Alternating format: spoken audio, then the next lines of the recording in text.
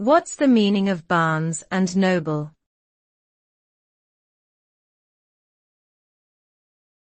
Barnes and Noble.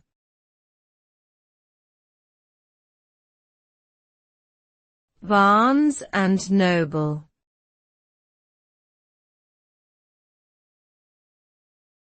Barnes and Noble.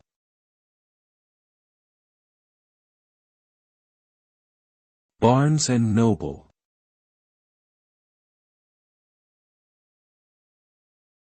Barnes and Noble is a retail bookstore chain that originated in the United States. The company was founded in 1886 and is named after its founders, William Barnes and G. Clifford Noble.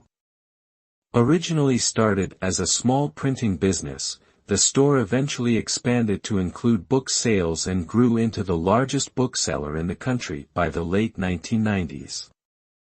Barnes and Noble is known for its wide selection of books, magazines, and other media, as well as its popular e-reader, the Nook.